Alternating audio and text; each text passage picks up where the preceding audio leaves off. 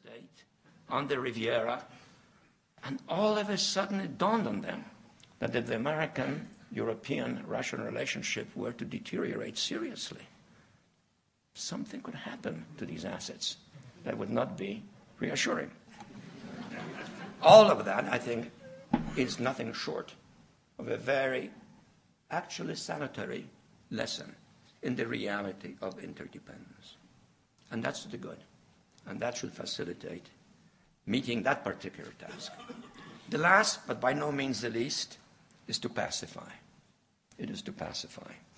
And that is to avoid, and that's particularly our responsibility, the growing risk that America will become militarily and politically bogged down in a vast area of the world ranging from east of Suez, does that phrase sound familiar to some of you?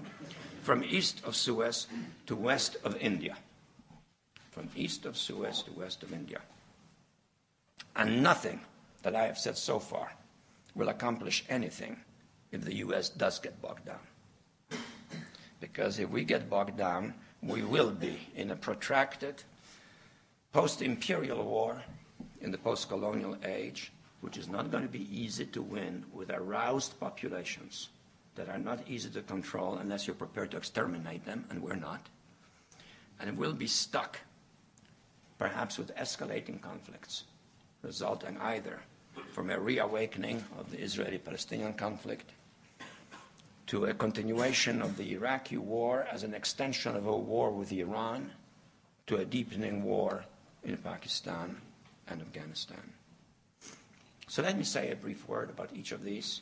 And here, just as Europe, with our help, can more effectively deal with Russia, we have to deal with these problems, but you can be more effective if you speak with one voice in giving us good advice and joining us in a responsible course of action, but not limiting yourself just to giving advice.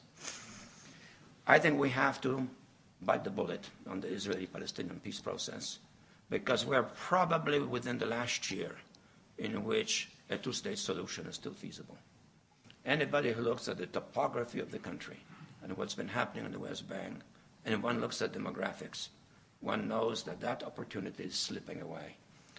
It's been slipping away for 41 years.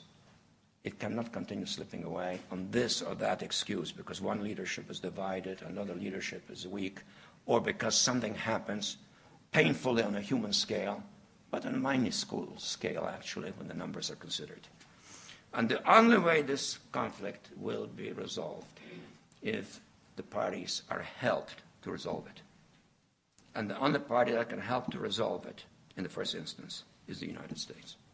And if the United States takes a clear position as to what are the essential, fundamental elements of a basic settlement, I have no doubt that the rest of the world will endorse it almost unanimously. I cannot think of a country that will dissent.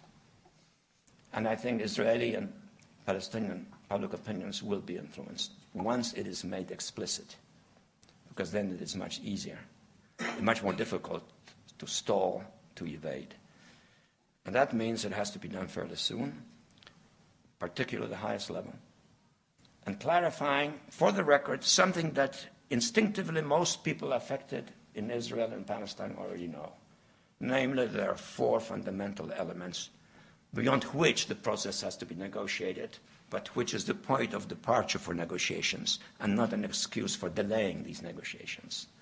And that is that the eventual Palestinian state will be demilitarized, perhaps with a NATO presence on its soil, or an American presence on the Jordan River to give Israel the strategic depth it says it needs for its security. Secondly, that the territorial settlement involves 1967 lines with equitable exchanges, one-on-one basis, permitting Israel to incorporate into Israel the heavily urbanized settlements on the fringes of the 67 lines, but with exchanges, compensation in the Negev and Galilee. And now, with increasing difficulty for the parties to swallow, in the case of the Palestinians, third, no right of return. No right of return for the Palestinian refugees, or rather their descendants, to what is Israel, because we cannot expect Israel to commit suicide for the sake of peace, demographic suicide. So no right of return. Yes, an acknowledgement there is suffering. Yes, compensation. Yes, resettlement. But no right of return. And last but not least, a bitter pill for the Israelis to swallow, without which no peace would be viewed by the Palestinians as legitimate or enduring, because even visually it can be perceived as unfair. The sharing of Jerusalem. The sharing of Jerusalem as two capitals in one city. East Jerusalem, the Palestinian, West Jerusalem, the Israeli. Some fashion of arrangements for sharing the old city, and a Palestinian flag over the Golden Dome, which can be seen almost visually from anywhere in the Palestinian territory. With such a statement, the peace process will take off. And if I'm wrong, it will be no worse than it is, because it will remain stalled.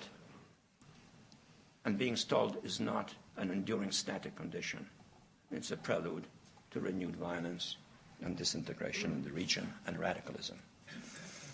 Iraq is on the way to being resolved one way or the other. Part of the debate in the United States has been as to a date fixed for withdrawal. That was the criticism made of Obama. Well, look at what's happened. The Bush administration has already settled with the Iraqis of a date for withdrawal, slightly over a year later than the date that Obama has been talking about. What will be needed, however, is, if we withdraw, is a serious dialogue with all of Iraq's neighbors about the security consequences of American withdrawal and the consequences for them.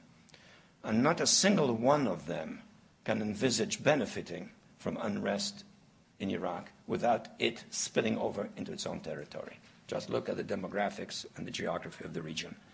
And hence such a dialogue in the context of withdrawal has a chance of being constructive. And that brings to the third aspect, namely, if there is such a dialogue, it will help to negotiate with Iran about its nuclear problem.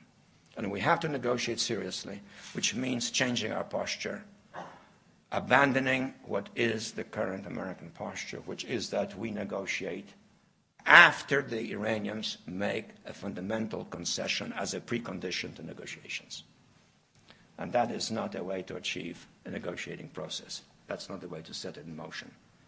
And there's something else we may be advised to give up, which is the useless and counterproductive threatening of military action. Because threatening military action unifies the Iranian populace, helps to bridge the enormous gap between the population at large and the mullahs, and doesn't help the negotiating process. It's an option which you can always keep in reserve if you really mean to use it, but it is not productive to negotiations. And quite frankly, I don't think it would be very productive if it was ever exercised, because a war with Iran would be a messy business indeed in the entire region, with a variety of local consequences and global economic consequences, which we know in advance will be disastrous, but the scale of which we cannot predict. So it's not a viable notion for an actual policy. And last but not least, we have to deal with Afghanistan and Pakistan.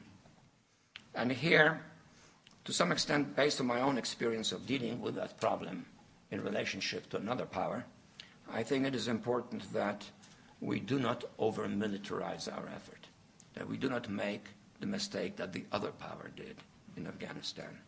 Yes, some deployment of troops may be necessary, and both presidential candidates in the United States have said so. But that cannot be the central focus of our efforts. Yes, some troops may be necessary, and that means also European troops participating on the basis of equality and not of preferential choice of sites, with some, for example, not even patrolling at night because it is dangerous. It means facing the risks together and paying the price together. But above all else, it means, in my judgment, demilitarizing the effort and politicizing it, and particularly seeking the possibility, exploring the possibility of negotiating arrangements with the Talibans, not Taliban, but Talibans in different parts of Afghanistan, in exchange for an arrangement in which their elimination or termination of al-Qaeda presence in their particular area would be reciprocated by military disengagement from that area. I think if we move in that direction, we will avoid the mistakes that the Soviets made and kept them very busy in a self-destructive fashion for some 10 years. Let me end by a final point briefly about itself, America itself, and it's a very parochial point. In my judgment, as we look ahead, and at the tenure of the next president, we'll have an intelligent foreign policy in America when we have an intelligent president. And we have just chosen one. But that's not enough. We need an intelligent public in America. And I can say from my own personal experience, and I think others can attest to it as well, that the American public, unfortunately, is woefully undereducated about the world. And we are a democracy. Our foreign policy